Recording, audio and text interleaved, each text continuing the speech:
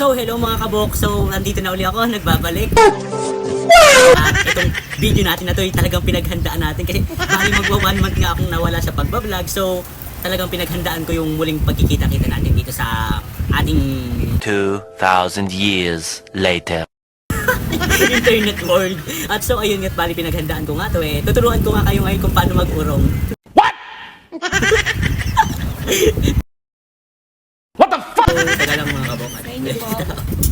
So, I'm here again. I would like to sorry.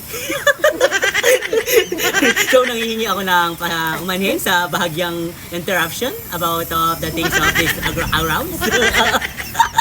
So, kaya nga pala ako nawala ng matagal dahil nga po ako'y nagpagaling. Opo, balik ka lalabas ko lang ng menta. What? Nakikita nyo naman yung pagkakaroon ko ng improvement. So, sa tingin nyo, okay na ako? Okay! So, the first thing to do is tatanggalin natin tong mga dumi sa ating mga pinagkainan, pinaglutuan. So, para din sa mga may anak na hindi marunong i-share mo tong video na to kung isa kang tunay na kung ina ka. Kung ina ka, i-share mo tong video na to. Bale, ito medyo mamanti-mantika. Tatapatan nga lang natin itong ating purified water by Almecalin. Manames-names. Bali, pagsasama-samahin nga lang natin itong pork, spoon, plate, and the others na talaga namang nakakasundot at nakakahiwa. So, itong mga plato, pagsasama-samahin nyo lang din, huwag yung paghihiwa-hiwalayin. Kasi baka mamaya, abutin mo doon, abutin ko dito, mag-aabutan na lang tayo. Uy, pagit naman. Magkano ba pinakamababa dyan? Uy! At pagkatapos nga natin, itatapon nga lang natin itong mga pinagtanyawan dito at dito sa timba. Kung saan man kayo meron na pinaglalagyan nyo ng pagkain ng baboy at sayang naman na pagkain ng manok. Ganon! At pagkatapos ay lilinisin mo uli yan. At pagkatapos ay sandali lang may tao ulit. At so na yun nga, at pagkatapos nga nating maglagay ng tubig at ala pa palang tubig, ayan, pagkatapos nating maglagay ng tubig, ay maglalagay naman nga tayo nitong dishwashing liquid. At piga-pigain nyo nga lang to, baka kasi hindi nyo pa alam gamitin, ano?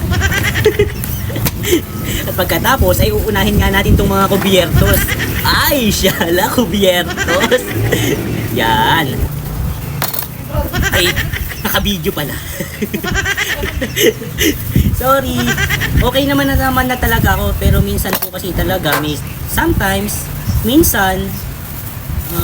talagang may mga simptomas lang kayong makikita na sana maintindihan niyo po. Pero syempre don't forget to follow, share and react para naman talagang mas maging maayos ang buhay natin lahat. Of course, lalo na buhay ko. Ayan. So bali nga pala dito sa pag-uurong, dapat itong harapan ay nililinis nyo din yung pinaglalagay nyo ng pagkain, tapos maging ito yung likod at saka itong mga gilid-gilid na pag humihigit kayo ng sabaw talaga naman kung makahigit kayo, kaya kailangan may pagkakalinis-linis ko. Susunod na nga rin natin itong takip ng kawali na talaga namang made in USA pa at talagang limited edition lang to sa lahat kasi itong takip na to ay talaga namang ang hawakan niya ay authentic, tipong paghawak mo pala mabibitawan mo na kasi sobrang mahal. Sobrang init pala. At pagkatapos ng ganyan, ayan, tapos sa ganyan, pag nga pala ganitong kaldero yung yun, iisisin nyo din tong butan kasi minsan talaga hindi maiiwasan yung uling kahit na gasol yung ginamit nyo kasi meron pa rin siya talagang gas na talagang dumidikit dun sa ilalim ng ating mga kaldero, kawali, at kung ano pa man na pinaglulutuan. At pagkatapos nga, lilinisin mo nga lang din yung inyong pinangpunas, yung tulad na lang ng sponge, ng steel wool, at tatabi lang din natin dito. At pagkatapos niyan ayan, banlawan na nga with running water. Ating mga obyeto, so, itong mga plato, mga pinidiwara nyo, magpag-uurong lang naman to. Hindi wari kapag kakain nyo, makurong kayo. Tinatambak nyo sa kusina, nanginigit yung mga kanin. Ako, pinagkapan nyo mag-urong.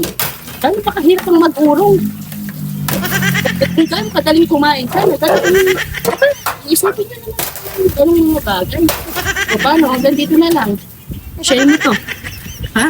Gigigil ako sa inyo.